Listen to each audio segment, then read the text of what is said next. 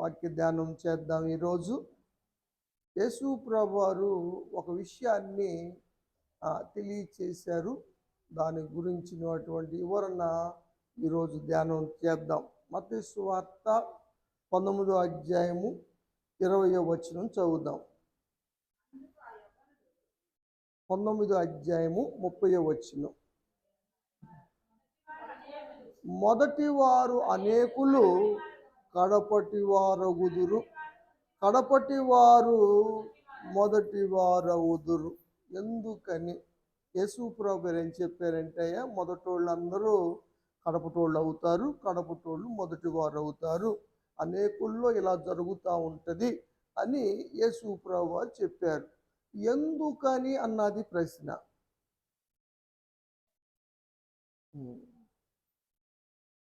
మొదటి వారిలో సరైన మార్పు లేకపోవటం వల్ల, సరైన మార్పు లేకపోవటం అన్నది చాలా ప్రమాదకరం. అందుకని వారు కడపటి స్థితికి వెళ్తూ ఉన్నారు. కాబట్టి మొదటి స్థితి, కడపటి స్థితి అన్నాయి మనం జ్ఞాపకం చేసుకోవాలా. కడపటి స్థితి బాగుంటే మంచిదా, మొదటి స్థితి బాగుంటే మంచిదా? కడపటి లాస్ట్దే ప్రారంభము కన్నా ముగింపు మంచిది అని ప్రసంగి గ్రంథంలో మనం చూస్తాం. అలాగనమాట. ఈ మొదటి వారి గురించి చెప్పబడిన మాటల్లో కొన్ని నేను ఉదాహరణ చెప్తాను మీకు. లోకమాల్యం తప్పించుకొని మరలా వాటిల్లో చిక్కుబడి వాటి చేత జయించబడితే ఏంటి పరిస్థితి? మొదటి స్థితి అధ్వానము అవుతుంది.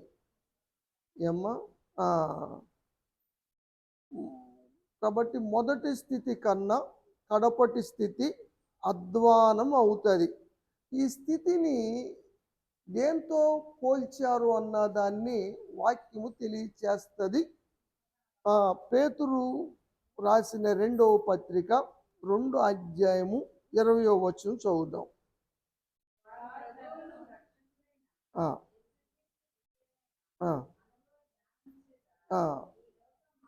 యేసు ప్రభువారు గురించి తెలుసుకున్నారు, యేసు ప్రభువారి విషయాలన్నీ నేర్చుకున్నారు. కాబట్టి ఈ లోకమాల్యం నుంచి తప్పించుకున్నారు. తర్వాత మళ్ళీ కొన్నాళ్ళకి మరలా వాటిలో చిక్కుబడి, అంటే కోరికలే వారిని జయించి, అలాంటి పరిస్థితి ఏమవుతుందంటే కడపటి స్థితి మొదటి స్థితి కంటే మరీ చెడ్డదగునని వాక్యములో రాయబడింది. దేవుణ్ణి తెలుసుకున్న తర్వాత, దేవుని రక్షకుడిగా అంగీకరించిన తర్వాత మళ్ళా పాత జీవితం జీవించకూడదు, మళ్ళా పాత అలవాట్లు చేయకూడదు, పాత పద్ధతులు, పాత ఆచారాలు, పాత విధానం చేయకూడదు. అలా చేస్తే ఆ స్థితి మొదటి స్థితి కన్నా కూడా చెడ్డగా మారుతుంది అని వాక్యం చెబుతూ ఉంది. దాన్ని దేనికి పోల్చారంటే 22వ వచనం. కుక్క ఉంది, ఒకసారి తింటది, బాగా వాంతి వచ్చింది అనుకో, కక్కేసింది. తర్వాత మరలా వచ్చి అది వాంతి చేసుకున్న దాన్ని మళ్ళా తింటది. అది కుక్క బతుకు. పంది ఉంది, అది శుభ్రంగా కడగబడి శుభ్రంగా ఉన్న తర్వాత మరలా బుర్రలో దొర్లిందనుకో, ఆ స్థితి ఎలాంటిది? పంది బతుకు. కుక్క బతుకు, పంది బతుకు. ఎవరికి పోల్చారు దీన్ని? ఒకసారి రక్షించబడి మరలా పాత విధానంలో జీవించే వారి యొక్క జీవితానికి పోల్చబడ్డాయి. కుక్క వాంతి తిన్నట్టుగా, పంది బురదలో బొరిలినట్టుగా అలాంటి జీవితం అవుతుందని పేతురు గారు కొంచెం ఘాటుగానే గట్టిగానే రాశాడు. కాబట్టి మనం చాలా జాగ్రత్తగా ఉండాలి.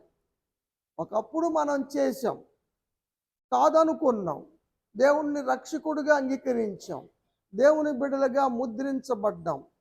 ఇంకా మరలా పాత అలవాటు ఎలా చేస్తాం? ఇంక చేస్తే ఇక నమ్మి సుఖం ఏంది అన్నది ఇక్కడ వాక్యంలో చెప్పబడిన విషయం. ఇంకో ఉదాహరణ ఏం చెప్పారంటే సుప్రభు వారు ఒక ఇంటినైనా ఒక వ్యక్తినైనా అపవిత్రాత్మ వదిలి వెళ్ళిపోయిన తర్వాత ఆ ఇంటిలోనైనా హృదయములోనైనా దేవుడు కానీ దేవుని యొక్క వాక్యము కానీ ఉండాలి. అలా లేకుండా పోతే వదిలి వెళ్ళిపోయినటువంటి అపవిత్రాత్మ వచ్చి చూసి దేవుడు లేడని, వాక్యము లేదని, ఇల్లు శుభ్రంగా ఊడ్చి ఉందని, దానికన్నా చెడ్డవాటిని తీసుకొని తనకు సపోర్టుకు ఒకటి ఎలగొడతారేమో అని ఇంకొక ఏడిగిటిని చెడ్డ దెయ్యాలు తీసుకొని వచ్చి ఆ హృదయములో ప్రవేశిస్తుంది. ఇప్పుడు ఆ మనిషి స్థితి ఎలా ఉంటుంది? మత్తయి సువార్తలో 12వ అధ్యాయంలో యేసు ప్రభువారు చెప్పారు ఈ మాట. 43వ వచనం. అపవిత్రాత్మ ఒక మనిషిని వదిలిపెట్టిల్లింది. ఎవరన్నా సరే దైవజనుడు ప్రార్థన చేశాడో, నూనె రాశాడో, గద్దిచ్చాడో, ఏదైనా ఒక మంచి పని జరిగింది, అపవిత్రాత్మ వెళ్ళిపోయింది. దానికి ఒక ఇల్లు కావాలిగా. అందుకని అలాంటి వారు ఎవరన్నా ఉండారేమో అని ఎతికింది. దానికి నీళ్లు ఉండకూడదు. మనమేం ఇల్లు ఎత్తుక్కుంటే నీళ్ళు వస్తున్నాయా లేవా, ఎండాకాలం వస్తుంది నీళ్ళు సరిగ్గా వస్తాయా రావా, మంచిది మీ ఇల్లు ఎప్పుడు నీళ్ళు వస్తాయా అని చూసుకొని అద్దెకి వెళ్తాం. దానికేమో నీళ్లు లేనివి కావాలి. నీళ్ళు అంటే ఇక్కడ వాక్యం అని అర్థం.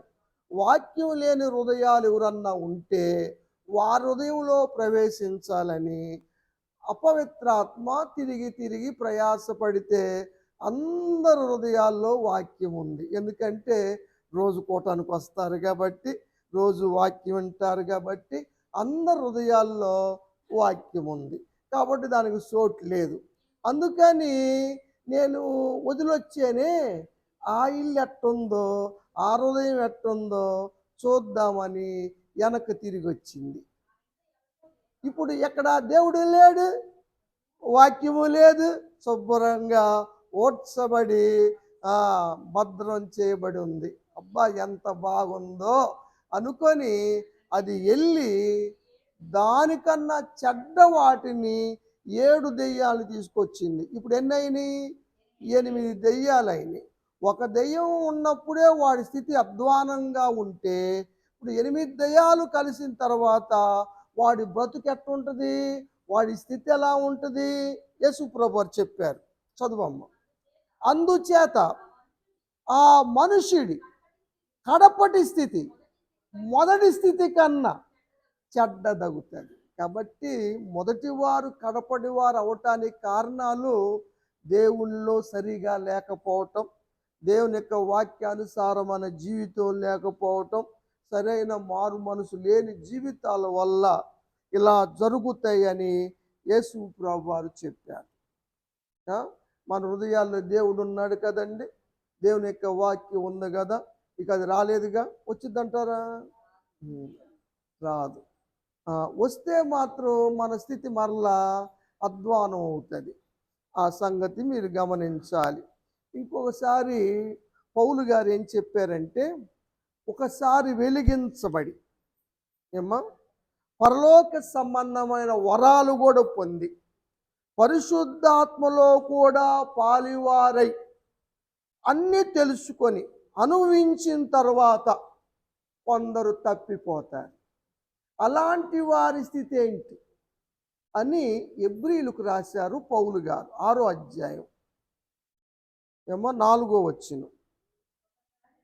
ఒకసారి వెలిగించబడంటే వారు మనసు పొంది బాప్తీసం తీసుకొని, పరసంబంధం అంటే పరలోక సంబంధం వరాలు, కృపావరాలు కూడా పొందుకొని పరిశుద్ధాత్మలో కూడా పాలిభాగస్తులై దేవుని యొక్క దివ్యవాక్యము తెలుసుకొని రాబోవు పరిస్థితులు, దేవుని రాకడ గురించిన విషయాలు కూడా తెలుసుకొని అనుభవపూర్వకంగా తెలుసుకున్నప్పటికీ తప్పిపోతే ఏంటి పరిస్థితి?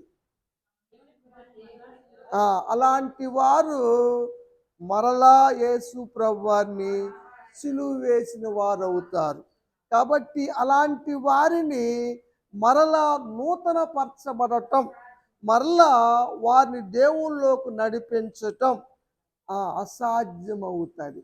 కాబట్టి వారి స్థితి, కడపటి స్థితి అధ్వానం అవుతుంది. ఇప్పుడు అర్థమైంది కదా. కడపటి స్థితి మొదటి స్థితి కన్నా అధ్వానం అవటానికి కారణాలు మనం చూస్తూ ఉన్నాం. కాబట్టి ప్రియమైన దేవుని బిడ్డలారా, మరలా పాత జీవితం వైపు అడుగులు వేయకండి. సాతాను భ్రమపరుస్తాడు, సాతాను ప్రేరేపిస్తాడు. అనేకుల ద్వారా, బంధువుల ద్వారా, స్నేహితుల ద్వారా, చాలా మంది ద్వారా వాడు పాత జీవితంలోకి లాగాలని ప్రయత్నం చేస్తాడు. విశ్వాసం నుంచి తొలగించాలని, దేవుని మార్గం నుంచి తప్పించాలని ప్రయత్నం చేస్తాడు. కాబట్టి జాగ్రత్తగా ఉండటం చాలా మంచి విషయం అని వాక్యము తెలియజేస్తూ ఉంది.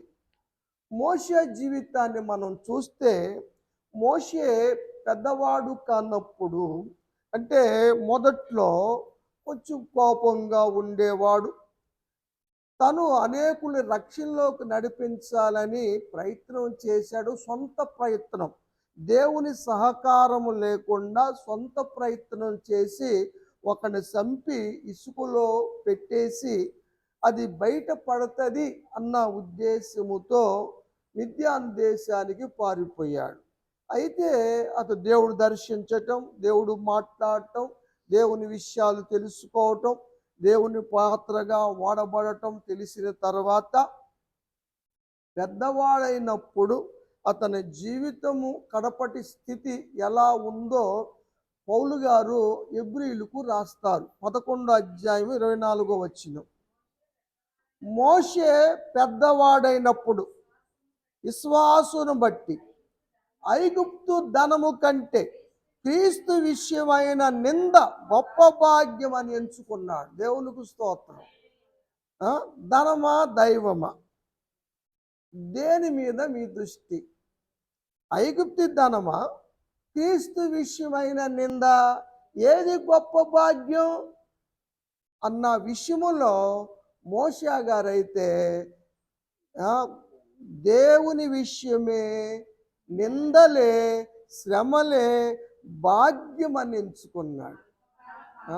అది ఒకటి. మరి మనం ఏం ఎంచుకుంటాం, దేనికి ప్రాముఖ్యతనిస్తాం అన్నది ఒక ప్రశ్న. ఇంకా రెండవది ఏం చెప్తాడంటే, అల్పకాల పాప భోగములు. ఏ పాప భోగమైనా, ఏ సుఖాలైనా ఎంతకాలం? అల్పకాలమే. ఈ అల్పకాల పాపభోగాలు అనుభవించటం కన్నా దేవుని ప్రజలతో శ్రమలు అనుభవించటం మేలు అనుకున్నాడు. మనం ఏమనుకుంటున్నాం? శ్రమలు మేలు అనుకుంటున్నామా? సుఖాలు మేలు అనుకుంటున్నామా? పాపం వల్ల కలిగేటువంటి సుఖాలు మేలు అనుకుంటున్నామా? దేనికి మనం ఓటు, దేని వైపు మొగ్గు చూపుతున్నారు అన్నది ప్రశ్న. దాన్ని బట్టే మన కడపటి స్థితి ఉంటుంది. ఎందుకని అలా మోషే నిర్ణయించుకున్నాడు? ప్రతిఫలముగా కలగబోవు బహుమానంపై దృష్టి ఉంచాడు. అలా ఉంటేనే రేపు పరలోక రాజ్యం దక్కేది, దేవునితో ఉండే భాగ్యము దక్కేది. దానిపై దృష్టి ఉంచాడు. మనము ఇహలోక భాగముల వైపు దృష్టిస్తున్నామా? ఇహలోక సంబంధమైన ధనాల వైపు చూస్తున్నామా? పరలోక ధనం వైపు చూస్తున్నామా? ఇప్పుడు నగలు, నట్రాలు, బంగారం బాగా సంపాదించుకోవాలని ఆశపడుతున్నామా? ఇలా బంగారం మీద మనసున్న వాళ్ళు రేపు బంగారం మీద ఏం అడుగుతారు? రేపు బంగారం మెడలో కాదు ఉండేది, కాళ్ళ కింద ఉంటుంది. మనం నడవబోయే వీధులు బంగారపు వీధులు. ఇప్పుడు కళ్ళకద్దుకునే రకాలు దాని మీద ఏం నడుపుతారు? దేని మీద దృష్టి మీది? మోషే గారి దృష్టి దాని మీద ఉంది. డబ్బు మీద లేదు, ఏమ్మా, పాపభోగాల మీద లేదు, సుఖాల మీద లేదు, ఆస్తిపాస్తుల మీద లేదు. ఐగుప్తి యువరాజు అనిపించుకుంటానికి కూడా ఆయనకి మనసు అంగీకరించటం లేదు. యువరాజు సమస్త భోగభాగ్యాలు అనుభవించే ధన్యత ఉంది. ఎందుకంటే ఫరో కుమార్తె పెంచుకుంది, కానీ వాటన్నిటి వైపు దృష్టి పెట్టలేదు. మన దృష్టి దేని మీద ఉందంటారు? చెప్పిన మాటల వరకే. అనుభవంలోకి వచ్చిన శాతంలోకి వస్తే ఎలా ఉంటుంది? ఒక ఆయన అడిగాడు, అరే బాబు, నీకు ₹1,00,000 లాటరీ తగిలిందనుకో, ఏం చేస్తావు అని అడిగాడు. నేను పేదవాళ్ళందరికి పంచి పెడతా అన్నాడు. శబాష్, మంచోడు నువ్వు. నీ దగ్గర ₹10 ఉన్నాయి అనుకో, ఏం చేస్తావు అన్నాడు. భద్రంగా దాచుకుంటానన్నాడు. అదేంద్రా ₹1,00,000 ఖర్చు పెట్టి ₹10 దాచుకున్నావంటే అవి రాలేదు కదా, లేవు గనక దానం చేశా, ఉన్నాయి కూడా దాచుకున్నా అన్నాడంట. లేనప్పుడు ఎన్ని మాట్లాడి చెబుతాం కదా. అననీయ సప్పిరాలు భూమి అమ్మక ముందు బ్రహ్మాండమైన మాటలు చెప్పారు కదా. స్వస్థత కలక ముందు కూడా మనోళ్ళు ఎన్ని మొక్కుబడులు మొక్కుతారో మనకు తెలుసు, ఎన్ని అనుకుంటారో తెలుసు.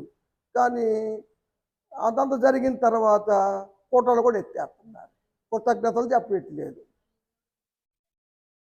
పరిస్థితులు అట్టుంటాయి. ఇక వాడు నాకు అదే ఆశ్చర్యం వేసింది. ₹10 దాచుకుంటున్నాడు అంటే వీడు ఉన్నది కాబట్టి దాచుకుంటాడు. వస్తే పంచిపెట్టి పని లేదు.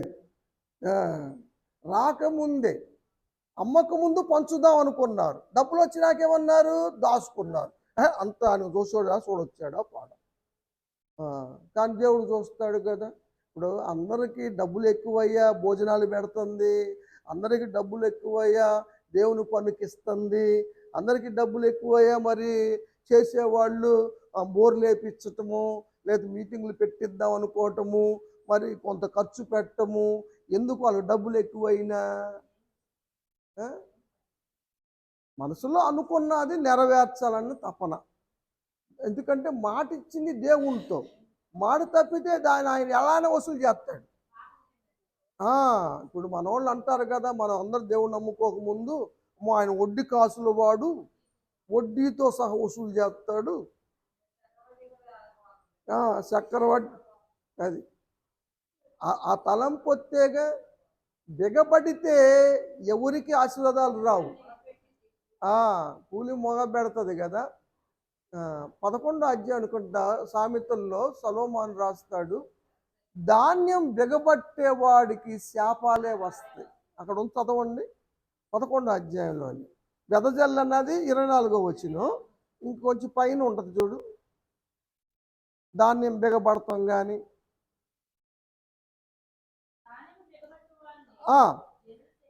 శాపాలు వస్తాయి. వీడికేం పోయే కాలం వచ్చింది కదా.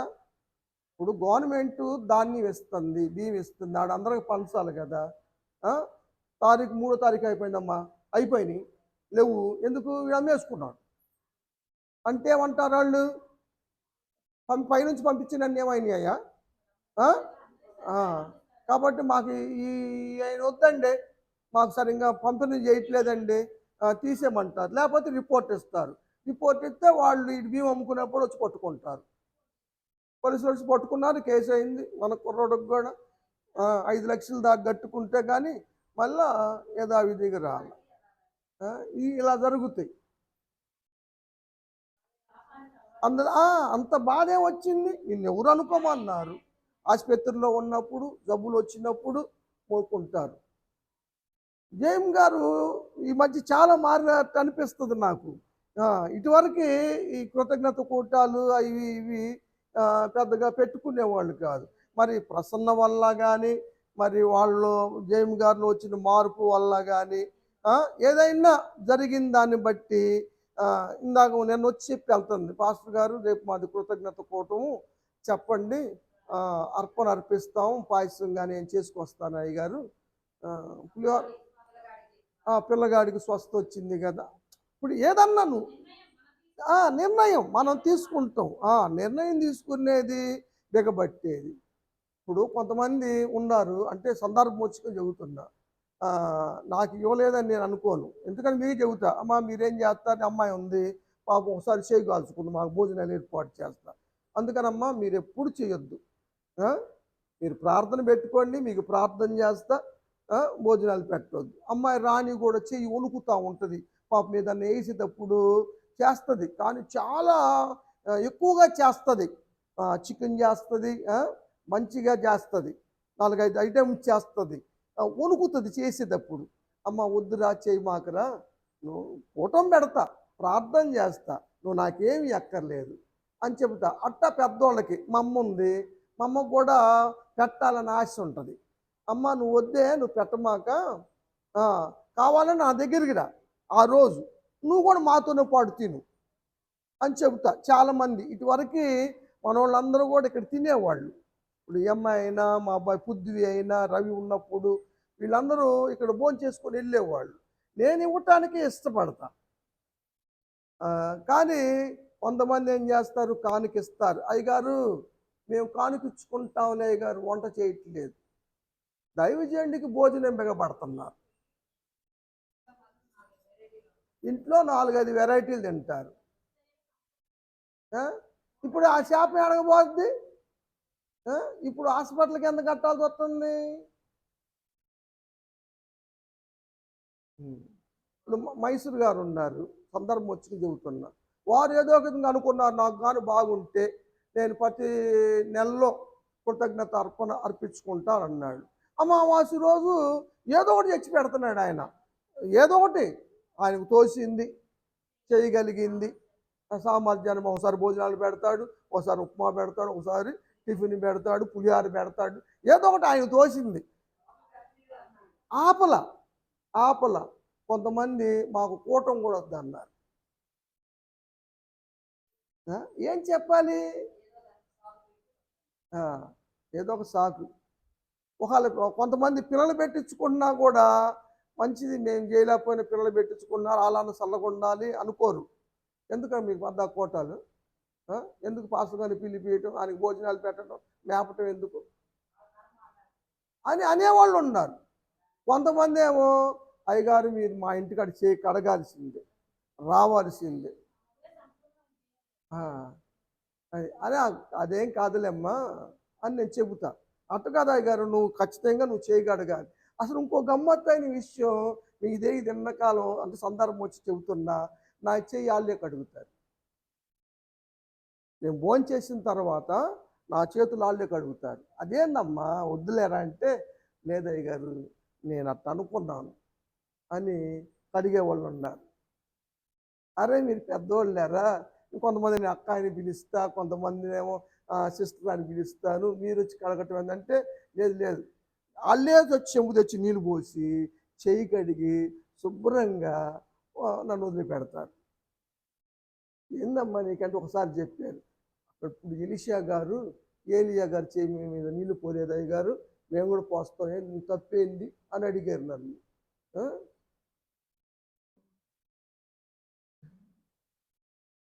మరి దేవుడు వాళ్ళ ఇంట్లో గొప్ప కార్యాలు చేశాడు, వాళ్ళు అనుకున్నట్టుగానే.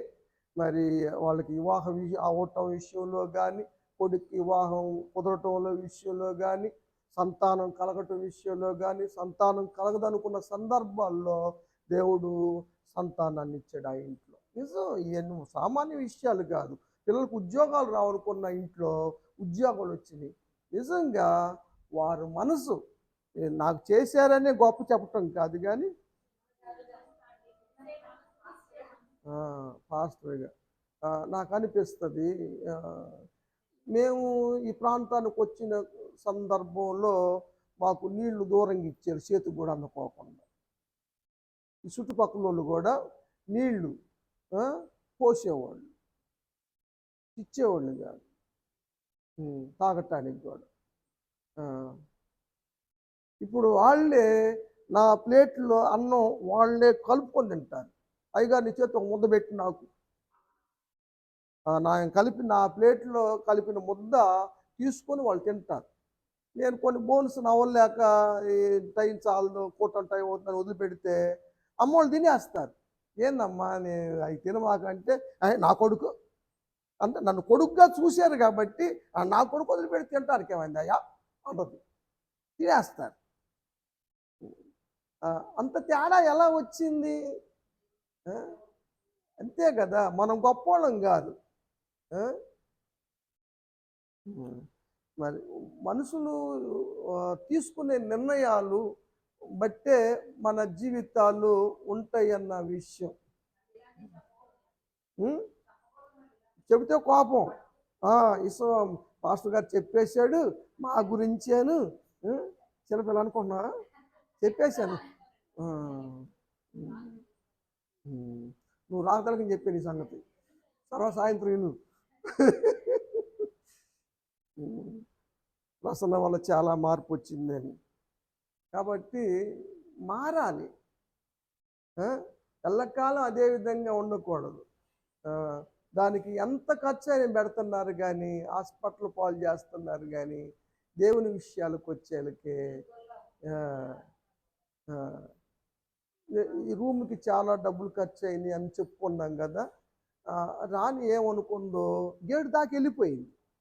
కూటం అంతా అయిపోయింది, గేటు దాకా కూడా వెళ్ళిపోయింది. మళ్ళీ వెనక్కి తిరిగి వచ్చింది. ఏందమ్మా వెనక్కి వచ్చే ఇది ప్రార్థన చేయండి, ఏదన్నా విషయం ఉందంట. శనివారం ఏందమ్మా అంటే పాస్టర్ గారు నాకు ప్రేరేపణ వస్తుంది, ఈ తీసుకొని రూమ్కి వాడండి అని ఇచ్చింది. ఇప్పుడు నేనేమో నన్ను ఇవ్వమని అని చెప్పను, వద్దు అని చెప్పను. నన్ను అంటారు సంఘ పెద్దలు అన్న వాళ్ళు అంటారు, అయ్యగారు చెప్పకపోతే ఎట్టా అడగొచ్చుగా అంటారు. అందుట్లో మన సమస్తుల్లో డైరెక్ట్ అందరూ వాళ్ళు ఇవ్వటం చేశారు కానీ ఇప్పీటు నేర్పల. ఇప్పుడు మనం డైరెక్ట్గా ఇవ్వటం నేర్పుతున్నాడు. అవును. కాబట్టి చాలా తేడాలు ఉన్నాయి. కాబట్టి ఏదైనా దేవుని పని విషయంలో, ఎందుకంటే పౌలు గారి గురించి చెప్పబోతున్న సందర్భం వచ్చింది. పౌలు గారు మొదట్లో సౌలుగా ఉన్నప్పుడు దేవునికి విరోధంగా, క్రీస్తు విరోధిగా జీవించాడు. హింసకుడుగా, దూషకుడుగా, హానికరుడుగా జీవించాడు. కానీ తర్వాత పౌలుగా మారిన తర్వాత దేవునికి పాత్రగా వాడబడ్డాడు, సాధారణంగా నిలిచాడు. ఒక మాట చెప్తాను. ఫిలిప్పీ పత్రిక 3వ అధ్యాయం 10వ వచనం. ఆయన ఉద్దేశం ఏంటంటే ఏ విధంగా అయినా సరే నాకేం కావాలి? పునరుద్ధానం కావాలి. మృతుల్లో నుండి మొట్టమొదటి పునరుద్ధానములో నేను లేవాలి. ఆయన మరణ విషయములో అనుభవం కలిగిన వారుగా ఉండాలి. ఆయన శ్రమ పడ్డట్టుగా నేను కూడా శ్రమ పడతా. శ్రమ పడ్డాడు. ఎన్ని శ్రమలు! దిగంబరంగా ఉన్న సందర్భాలు ఉన్నాయి, ఉపవాసాలు తిండి లేని సందర్భాలు ఉన్నాయి, అరణ్యములో ఉన్న సందర్భాలు, సముద్రములో నడి సముద్రములో ఎలుగే కనబడకున్న సందర్భాల్లో మరి దెబ్బలు తిన్న అనుభవాలు, చెరసాల్లో ఏర్పడిన అనుభవాలు, ఆహారం లేని సమయాలు. 11వ అధ్యాయం మొత్తం అదే. ఏది? 2వ కొరింథీ పత్రిక 11వ అధ్యాయం 23 నుంచి అధ్యాయం మొత్తం అదే. నేను ఇన్నిసార్లు కొట్టబడ్డాను, ఇన్నిసార్లు శ్రమ పడ్డాను, నాకు ఎంతమంది మోసం చేశారు, ఎంతమంది నన్ను ఇబ్బంది పెట్టారు, అయిన వాళ్ళు ఇబ్బంది పెట్టారు, అవన్నీ చెబుతాడు. సరే అవన్నీ ఇప్పుడు చెప్పట్లేదు కానీ 10వ వచనం చదువుతున్నాం. ఏ విధముగా అయినా సరే నాకు పునరుద్ధానం కావాలని క్రీస్తు శ్రమలలో పాలు పొందుచు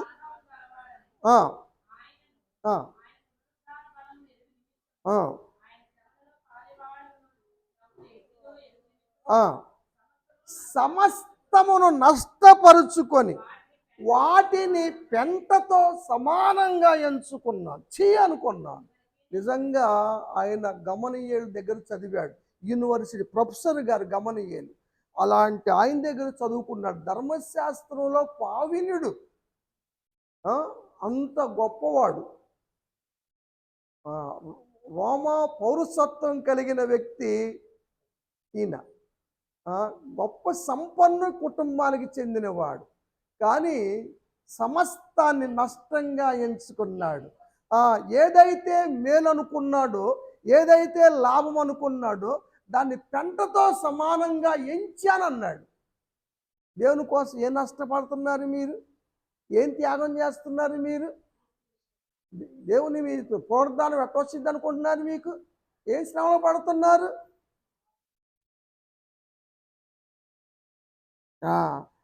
దేవుని సన్నిధికి రావాలంటేనేమో కాళ్ళు నొప్పులు పుడతాయి. ఊరంతా తిరిగి రావటానికి, అందరు ఇళ్ళకెళ్ళి కుప్పలు చెప్పి రావటానికి మాత్రం కాళ్ళు నొప్పులు ఉండవు. దేవుడు చూడట్లేదు ఇది. ఏమో నేను అనక్కర్లా. నేనంటే అన్నయ్య గారు అంటారు, నన్ను అన్నారు అంటారు. అది వాళ్ళు పెద్దోళ్ళు చిన్నోళ్ళు అయినా గౌరవం ఇస్తే ఉంటారంటే అన్నయ్య గారు అంటారు. మా పాస్టర్ గారి కోపం వస్తుంది. పెద్దోళ్ళు చిన్నోళ్ళని గౌరవించకూడదండి, పెద్దగా అనకూడదు, ఆయుష్ ఇదైద్ది అంటే ఆయుష్ ఇచ్చే దేవుడు అమ్మాయి, అక్కాయిలు కాదు. గౌరవంగా గౌరవించటానికి ఆ విధంగా అంటారు. నేను కూడా అందరిని అక్కాయి అంటాను. ఏమ్మా దుర్గమ్మ అక్కాయి అంట, లీలావతమ్మ అక్కాయి అంట, అయిమోత అక్కాయి అంటే అందరూ అంట. వాళ్ళ అక్కాయిలు అంట. సామ్రాజ్యమమ్మని అమ్మ అంట, రాధమ్మ గారిని అమ్మ అంట, అట్లా కొంతమందిని అమ్మ అంట. అవును. కొన్ని డినామినేషన్లో సహోదరులే అన్న అక్క అనుకుంటారు. కానీ నాకెందుకన్నా మొదటి నుంచి అది లేదు. నేను గుంటూరు ఏసీ కాలేజ్ చదివాను కదా, బెదర్స్ అనుకుంటాను ఎక్కువగా, సిస్టర్స్ అంటా ఉంటాను. మిమ్మల్ని సిస్టర్ అన్నాను కాబట్టి మీ భర్తలందరూ బావగారు అంటారు.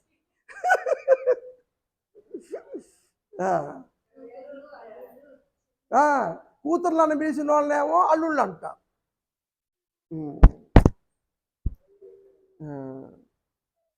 12వ వచనం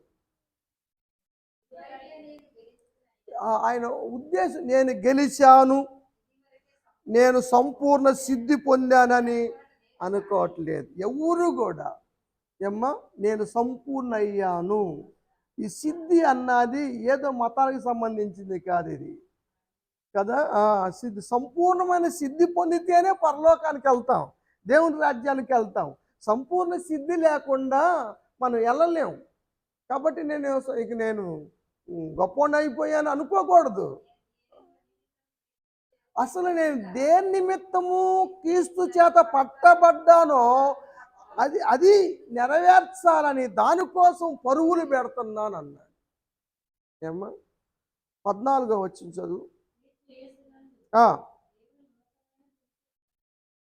అది కావాలి, క్రీస్తు ఉన్నతమైన బహుమానం.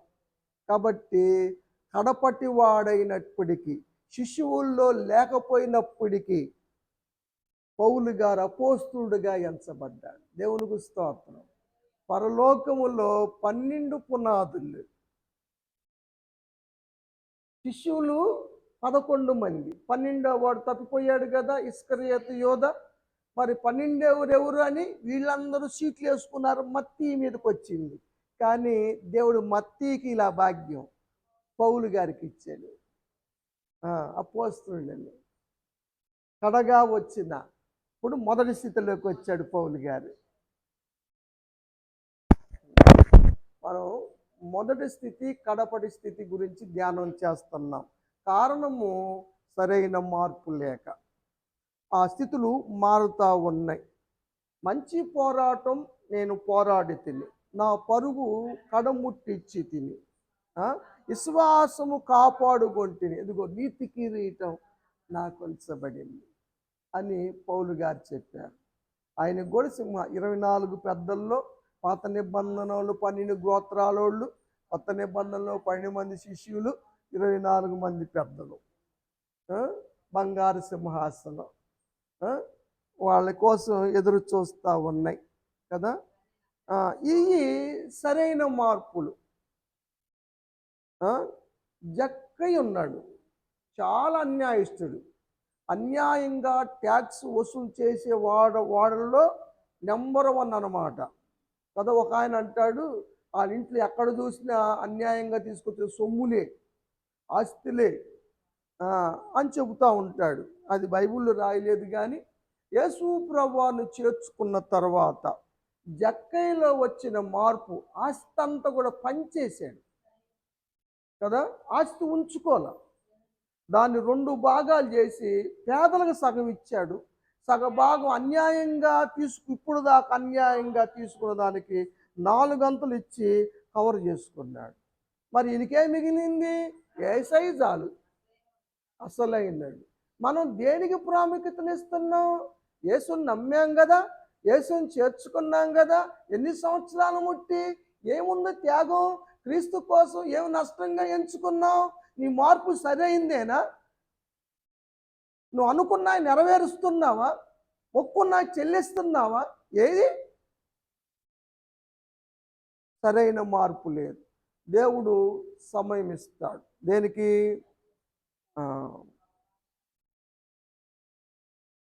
2వ అధ్యాయం ప్రకటన గ్రంథం 21వ వచనం.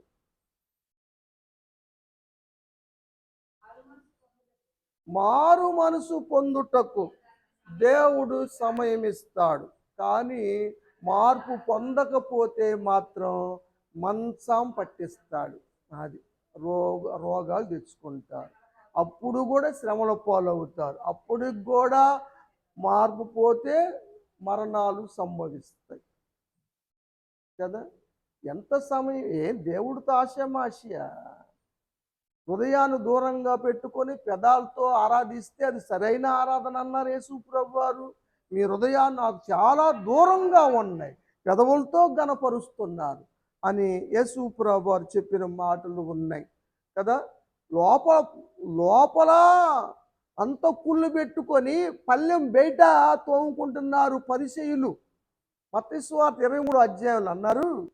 చెప్పి ముగిస్తాను ఏమ్మా. 25 చదువురా. వేషధారులు ఎలుపలే పైకి తెల్ల బట్టలు, ముక్కుకి మూతులు లేకోకుండా ఏదో పెద్ద భక్తి పరులు లేక పోజులు, లోపల అంతా కుళ్ళు కుచితాలే, అంతా కుళ్ళే. నిజం, అంతా కుళ్ళే. లోపలేది? లోపల శుద్ధి ఏది? 27వ వచనం ఇంకా క్లియర్గా చెప్పాడు.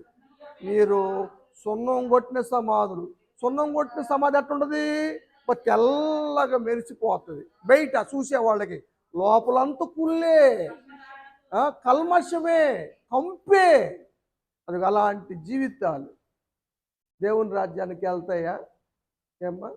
నీ పై భక్తా, లోపల కూడా భక్తా ఏమ్మా? ఏ స్థితి?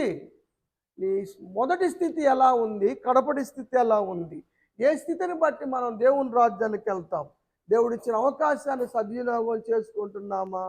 సరైన మార్పు మన జీవితంలో ఉందా అన్నది మనం పరిశీలించుకొని సరిచేసుకొని ఏ విధంగా అయినా సరే మొదటి పునరుద్ధానములో పాలు పొందే భాగ్యాన్ని సంపాదించుకోవాలి. ఎవరు పొందుతారండి మొదటి పునరుద్ధానం? 20వ అధ్యాయం ప్రకటన గ్రంథం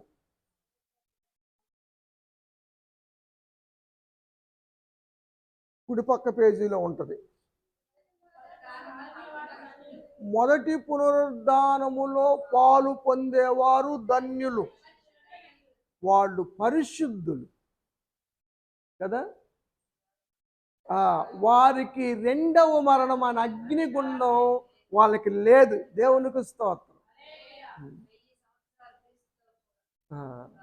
దేవునితో పాటు రాజ్యమే ధన్యత భాగ్యం వస్తుంది కదా.